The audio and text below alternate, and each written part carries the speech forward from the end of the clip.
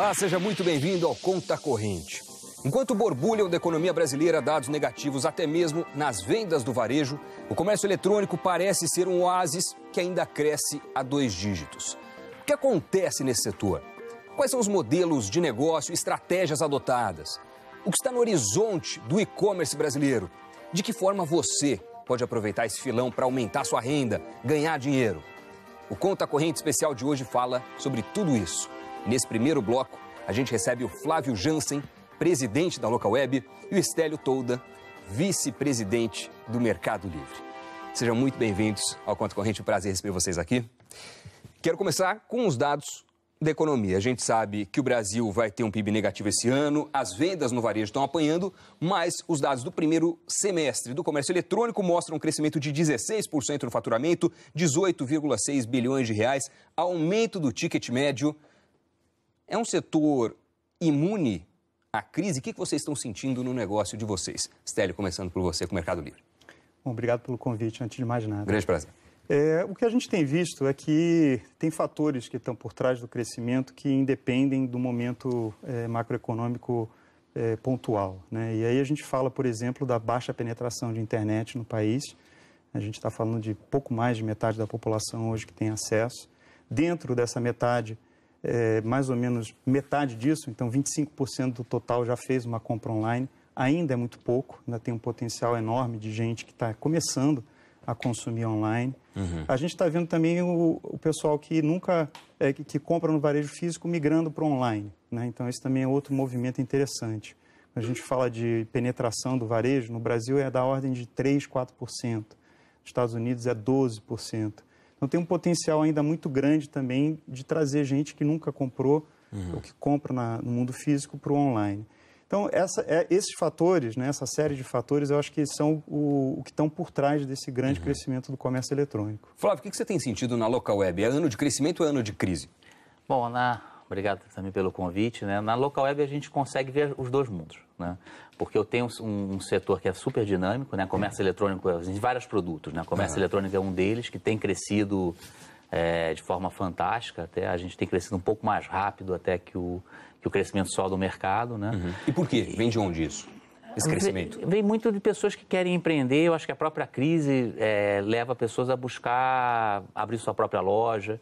E isso é muito fácil, né? É muito rápido e muito barato. Então, as pessoas já começam eu acho que quando você tem a crise, tem aquela questão... Às vezes o emprego segura uma pessoa, um empreendedor. Quando vem a crise, ele fala, agora não tem jeito, eu tenho que me arriscar. Então, tem uma tendência maior as pessoas a buscarem a sua vocação, a serem mais empreendedoras, né? Então, a gente tem percebido isso, né? E eu tenho um segmento que é um segmento mais corporativo, que tem sido bem mais sofrido. A gente tem visto mais projetos adiados, a gente tem visto mais as notícias do Brasil que não cresce, que diminui. E desse setor, dos empreendedores que entram, são... profissionais que talvez perderam emprego ou que querem aumentar a renda ou já são varejistas estabelecidos que querem um novo canal para vender mais? Você vê os dois grupos, né?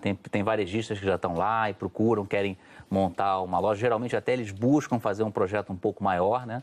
E a gente vê empreendedor que claramente está buscando uma nova fonte de renda. É um caminho totalmente diferente, que vai entender qual produto que ele quer vender. São os dois públicos.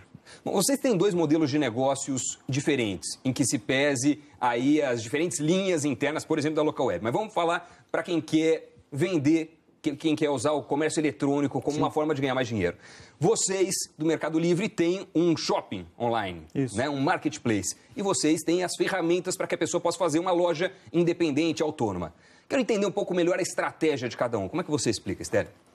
Como você disse, né, o marketplace é como se fosse um shopping. Então, ele abriga aí lojas que podem ser de pequenos comerciantes até grandes comerciantes, né? E a gente vê que a internet como canal, ela é um canal para todos.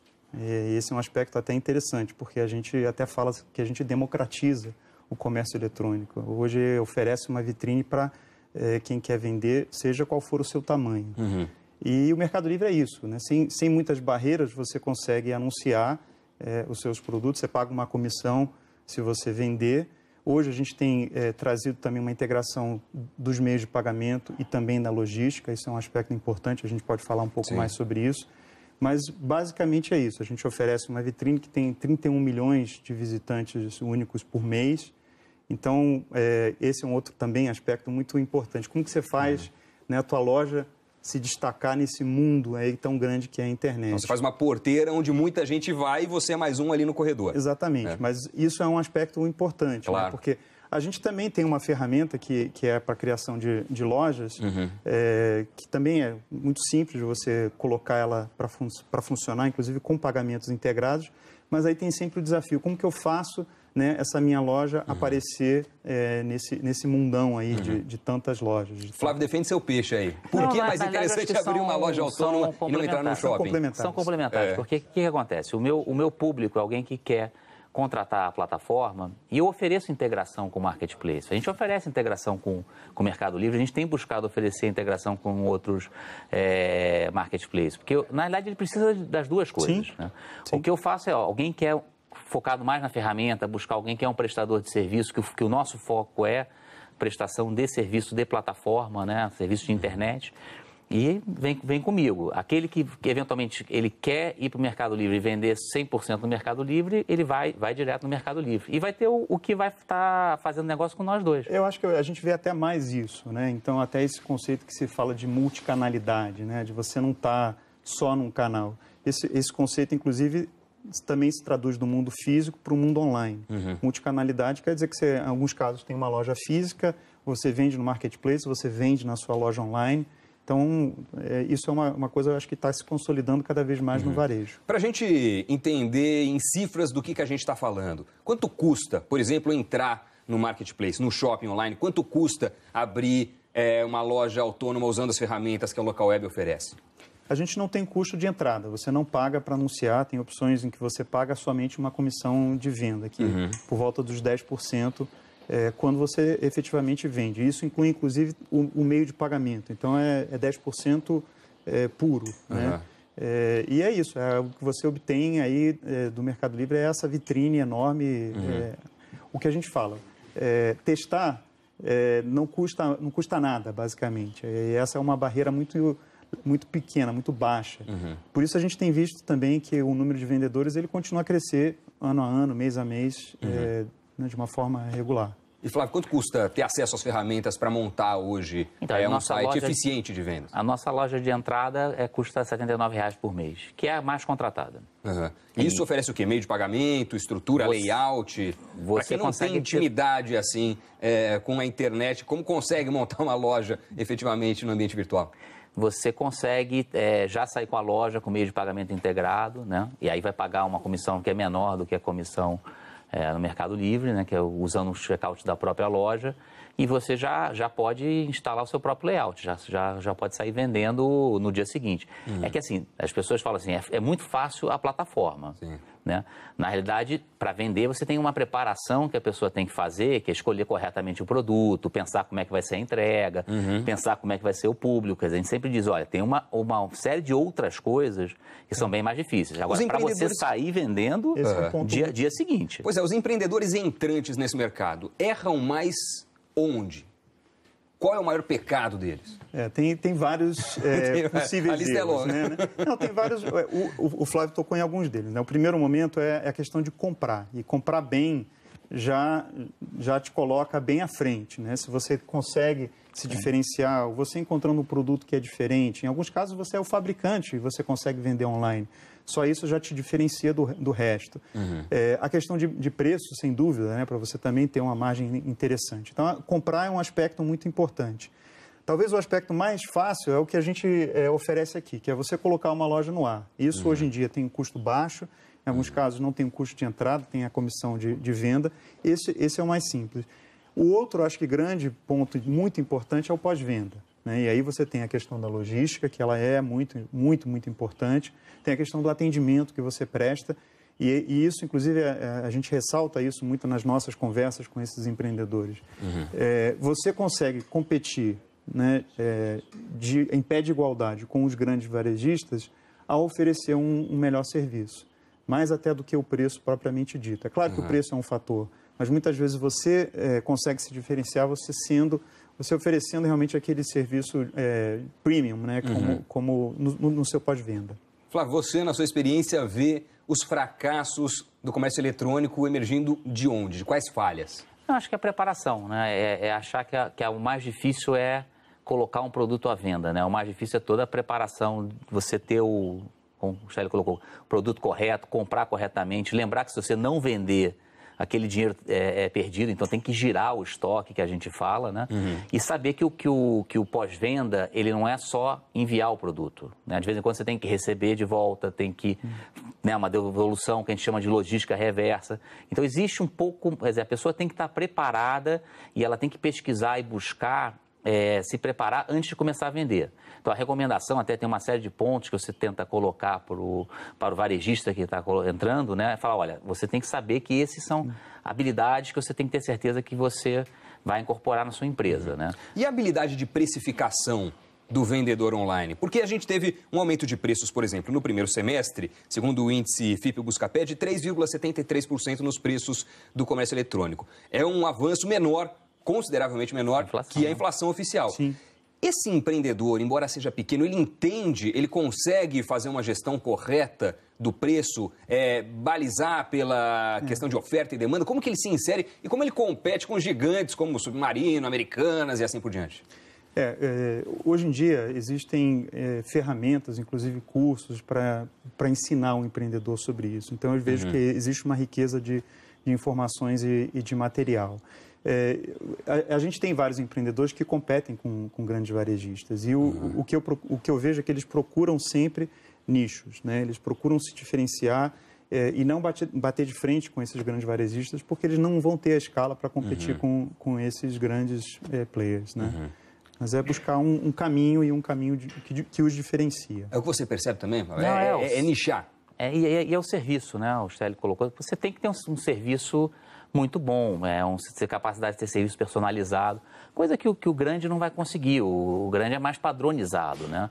Então você tem que ir para personalização, atender com mais informação, conhecer mais o seu produto, né? Na verdade, a vantagem que o pequeno tem, ele é um grande conhecimento do produto, né? A pessoa liga, como é que é o seu produto, como é que funciona, manda um e-mail, e ele consegue dar uma informação mais rica, mais embasada, né? Então, essa que tem que ser o investimento dele, é fazer com que o cliente, ele queira comprar com você, porque você oferece uma qualidade melhor, né?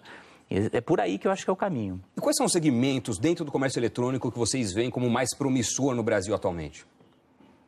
Eu tenho visto uma tendência ao longo do tempo, e o Flávio e eu estamos nesse segmento de comércio eletrônico há muitos anos, desde o início praticamente da internet comercial no Brasil, que está fazendo 20 anos agora. E o que a gente viu foi uma evolução ao longo do tempo. Hoje a gente está falando de categorias que têm mais a ver com o estilo de vida das pessoas. Então, roupa, moda em geral, né? Saúde e beleza, artigos esportivos. Essas categorias têm crescido mais do que outras categorias que cresciam antes, como os eletrônicos, né, que no passado fizeram muito sucesso, ou lá no início os livros e os CDs, os DVDs, que eram o teste, né, quando a pessoa não conhecia a internet e queria realmente ver se o produto ia chegar, comprava uma coisa barata, isso aí foi o início. E hoje a gente está vivendo esse momento, que é um momento realmente de verticais, né? de categorias até novas despontando no comércio eletrônico. Flávio, você, como o Stélio disse, vocês dois estavam lá no começo, no nascimento, na gênese do comércio eletrônico brasileiro. Qual foi o grande aprendizado que você tirou ao longo desse período? Eu acho que uma mudança, a gente está falando de como é que tem mudado o perfil de compra, né? A outra coisa que eu percebi foi muito caminhando para o público feminino, né? Sim. Que começou a comprar. Então, categorias associadas ao público feminino têm crescido mais rapidamente que outras categorias, né? E tem um fenômeno que está realmente acontecendo, e eu e o Stélio ouvimos isso há 15 anos atrás, mas absolutamente não existia 15 anos atrás, que é a pessoa, ao ir para o celular, né, para o mobile, está comprando no mobile, ela começa a comprar na loja física e na loja virtual de uma maneira meio que indistinta. Quer dizer, aquilo começa a aparecer realmente a questão do que a gente chamava omnichannel, né? E que em 2000 diziam que ia ser a grande, quer dizer, ia ser a grande coisa dos próximos 5 anos de 2000 até 2005. Não aconteceu. Agora isso tem acontecido. Você começa a ver o varejista físico pensando como é que ele consegue atrair a pessoa que está no celular e eventualmente ela no celular tem pensando em comprar alguma coisa numa loja virtual. Não, claro, faz todo sentido. Esse ano, a venda de smartphones no Brasil deve ser algo entre 55 e 60 milhões de aparelhos, 2 a cada segundo, 24 horas por dia, 365 dias por ano. É muita coisa. Empreendedor que não olha também para esse segmento, pode ficar comendo poeira. Não, 60 milhões é um terço da população, quase um terço da população. Exato. É muita gente. Stélio, Flávio, muito obrigado pela presença de vocês aqui no Conta Corrente. Um grande prazer. Obrigado pela entrevista. Obrigado pelo convite. Muito obrigado pelo convite. O prazer é todo meu. E olha só, na volta, a gente recebe o cofundador do Kabum, um dos principais sites de eletrônicos e informática. A gente vai entender as estratégias e a história de uma empresa que em 12 anos passou do rascunho, digamos assim, para um faturamento de R$500 milhão. Conta Corrente Especial volta já.